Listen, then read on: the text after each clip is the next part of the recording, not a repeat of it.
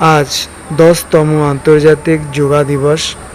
প্রধানমন্ত্রী যোগের বিভিন্ন উপকারিতা নিয়ে আজকে ভাষণ দিয়েছেন এবং বিভিন্ন কেন্দ্রীয় মন্ত্রী বিভিন্ন স্থানে অনুষ্ঠিত যোগ অনুষ্ঠানে যোগ দিয়েছেন এবং নিজেরা যোগাসন করেছেন। পশ্চিমবঙ্গের মতো গুজরাটেও এবার দেখা গেল শিক্ষা দুর্নীতির একই ধাঁচ। ডাক্তারি প্রবেশিকা পরীক্ষায় দেখা গেল সাদা খাতা জমা দেওয়ার নিয়ম। সেখানকার এক শিক্ষক তুষার ভট্টর সঙ্গে 6জন পরীক্ষার্থীর রফা হয়েছিল প্রতি মাথা পিছু 10 লক্ষ টাকা করে।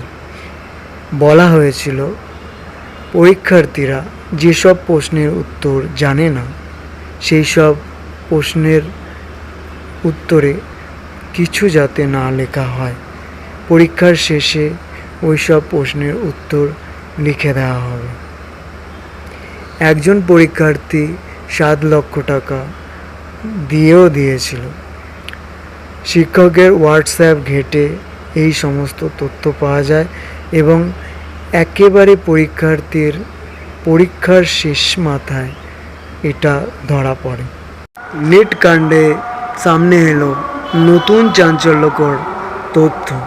অখিলেশ কুমার স্বীকার করলেন যে নেট পরীক্ষার একদিন আগে অর্থাৎ 4ই মে তার কাছে প্রশ্নপত্র চলে এসেছিল এবং তার ছেলে যদি নেট পরীক্ষায় সফলতা লাভ করে তবে তাকে 40 লক্ষ টাকা প্রদান করতে হতো সিকান্দারকে। পূর্ব বর্ধমান কাটোয়ার গাইহাটা এলাকার পুরপ্রধান সন্দীপ রায়ের বিরুদ্ধে সেখানকার 11 জন কাউন্সিলর পুর এবং নগর উন্নয়ন মন্ত্রী ফিরহাদ হাকিমের কাছে লিখিত অভিযোগ জমা দিলেন। তাদের অভিযোগ সিপিএম থেকে তৃণমূলে যোগ দেওয়া এই পুরপ্রধানের ব্যবহার অত্যন্ত খারাপ। তাকে যদি পুরপ্রধান হিসেবে রাখা হয় তাহলে 2026-এর বিধানসভা নির্বাচনে তৃণমূলের ফলাফল আরও খারাপ হতে পারে। এবার পশ্চিমবঙ্গের রাজ্যপাল স্বয়ং চিঠি পাঠালেন পশ্চিমবঙ্গের মাননীয় মুখ্যমন্ত্রী মমতা বন্দ্যোপাধ্যায়ের কাছে। তিনি বলেছেন যে পশ্চিমবঙ্গের আইন শৃঙ্খলা ব্যবস্থা খুবই অবনতি হয়েছে, তিনি যেন দয়া করে এর যথাযোগ্য ব্যবস্থা গ্রহণ করেন। আমডাঙ্গার বোদাই এলাকায় ফের দেখা যায় তৃণমূলের গোষ্ঠীদ্বন্দ্ব।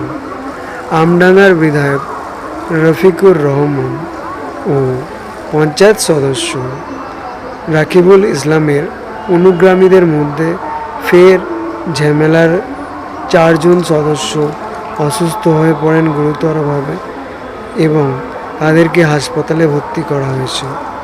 পুলিশ জানিয়েছেন অবস্থা এখন নিয়ন্ত্রণের মধ্যে। আবার সিহাটের তৃণমূল বিধায়ক তাপস সাহাকে সিবিআই ডেকে পাঠালেন। 2023 সালে তার বিরুদ্ধে অভিযোগ আনা হয় যে তিনি অর্থের বিনিময়ে প্রাইমারি, সেকেন্ডারি ও আপার সেকেন্ডারি শিক্ষক নিয়োগের ক্ষেত্রে অর্থের বিনিময়ে অনেককে চাকরি দিয়েছেন। হাইকোর্টের নির্দেশে সিবিআই এর তদন্ত করেন, তার বাড়ি তল্লাশি হয়। বর্তমানে বিভিন্ন নতুন তথ্য সিবিআই এর হাতে আসে, তাই তাপস সাহাকে আবার ডেকে পাঠানো হয়।